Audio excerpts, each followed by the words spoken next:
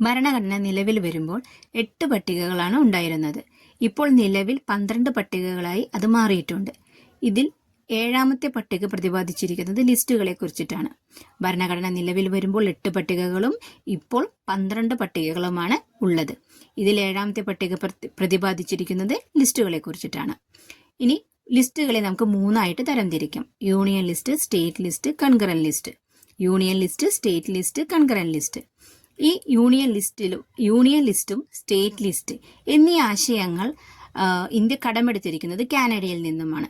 ഇനി ഈ ലിസ്റ്റുകളെ കൂടാതെ ഈ ലിസ്റ്റുകളിൽ ഉൾപ്പെടാത്ത വിഷയങ്ങൾ, പുതിയതായി രൂപം കൊള്ളുന്ന പുതിയ വിഷയങ്ങൾ ഉൾപ്പെടുത്തിയിരിക്കുന്നത് അവശിഷ്ട അധികാരങ്ങളിലാണ്. ഈ അവശിഷ്ട അധികാരങ്ങൾ എന്ന ആശയവും കടമെടുത്തിരിക്കുന്നത് കാനഡയിൽ നിന്നാണ്. ഇനി കൺകറന്റ് ലിസ്റ്റ് എന്ന ആശയം കടമെടുത്തിരിക്കുന്നത് ഓസ്ട്രേലിയയിൽ നിന്നുമാണ്. ഇനി യൂണിയൻ ലിസ്റ്റിനെ കുറിച്ച്. കേന്ദ്രത്തിന് മാത്രം അധികാരമുള്ള വിഷയങ്ങൾ ഉൾപ്പെടുന്ന ലിസ്റ്റാണ് യൂണിയൻ ലിസ്റ്റ്. അപ്പോൾ കേന്ദ്രത്തിന് മാത്രം അധികാരമുള്ള വിഷയങ്ങൾ ഉൾപ്പെടുന്നത് യൂണിയൻ ലിസ്റ്റിലാണ്. ഉദാഹരണമായി വിദേശകാര്യം, പ്രതിരോധം, പൗരത്വം, railway, post office, telephone, insurance, banking, lottery, census, customs തീരുവ എന്നിവ ഉൾപ്പെടുന്നത് യൂണിയൻ ലിസ്റ്റിലാണ്. ഇനി സ്റ്റേറ്റ് ലിസ്റ്റ്. സംസ്ഥാനങ്ങൾക്ക് മാത്രം അധികാരമുള്ള വിഷയങ്ങൾ ഉൾപ്പെടുന്ന ലിസ്റ്റാണ് സ്റ്റേറ്റ് ലിസ്റ്റ്. അപ്പോൾ സ്റ്റേറ്റ് ലിസ്റ്റിൽ സംസ്ഥാനങ്ങൾക്ക് മാത്രം അധികാരമുള്ള വിഷയങ്ങളാണ് ഉൾപ്പെടുത്തിയിരിക്കുന്നത്. ഉദാഹരണം പോലീസ്, ജയിൽ, ക്രമസമാധാനം, തദ്ദേശ ഭരണം, പൊതുജനാരോഗ്യം, കൃഷി, ഭൂനികുതി, ഗതാഗതം, കെട്ടിട നികുതി, ഫാക്ടറീസ്, ഫിഷറീസ്, മദ്യം എന്നിവയെല്ലാം ഉൾപ്പെടുന്നത് സ്റ്റേറ്റ് ലിസ്റ്റിലാണ്. അടുത്തത് കൺകറന്റ് ലിസ്റ്റ്. സംസ്ഥാനങ്ങൾക്കും കേന്ദ്രത്തിനും അധികാരമുള്ള വിഷയങ്ങൾ. അതായത് സംസ്ഥാനത്തിനും കേന്ദ്രത്തിനും രണ്ട് കൂട്ടർക്കും ഈ വിഷയത്തിലെ അധികാരമുണ്ടായിരിക്കും.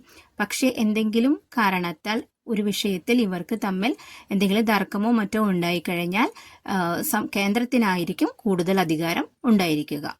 ഇനി ഇതിൽ ഉൾപ്പെടുന്ന വിഷയങ്ങൾ എന്ന് പറയുന്നത് വനം, വിദ്യാഭ്യാസം, വിവാഹം, വിവാഹമോചനം, വില നിയന്ത്രണം, ജനസംഖ്യാ നിയന്ത്രണം, വന്യജീവികളുടെയും പക്ഷികളുടെയും സംരക്ഷണം, ട്രേഡ് യൂണിയൻ, ഇലക്ട്രിസിറ്റി, ഭാരവും അളവുകളും.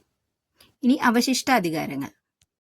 ഭരണഘടനയുടെ 3 ലിസ്റ്റുകളിലും, അതായത് concurrent list, union list, state list, ഈ 3 ലിസ്റ്റുകളിലും ഉൾപ്പെട്ടിട്ടില്ലാത്ത വിഷയങ്ങൾ കൈകാര്യം ചെയ്യാനുള്ള അധികാരം കേന്ദ്ര ഗവൺമെന്റിനാണ്.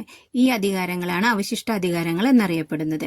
ഉദാഹരണം സൈബർ നിയമം കൈകാര്യം ചെയ്യാനുള്ള അധികാരം കേന്ദ്ര ഗവൺമെന്റിനാണ് ഉള്ളത്. 1976 42ാം ഭരണഘടനാ ഭേദഗതി പ്രകാരം സ്റ്റേറ്റ് ലിസ്റ്റിൽ ഉൾപ്പെട്ടിരുന്ന 5 വിഷയങ്ങളെ കൺകറന്റ് ലിസ്റ്റിലേക്ക് മാറ്റിയിട്ടുണ്ട്.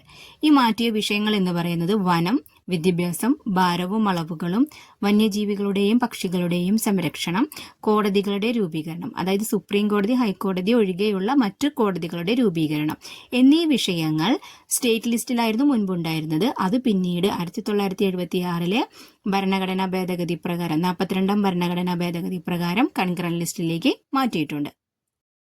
വീഡിയോ ഉപയോഗപ്രദമായെങ്കിൽ കമന്റ് ചെയ്യുക, ഷെയർ ചെയ്യുക, സബ്സ്ക്രൈബ് ചെയ്യുക.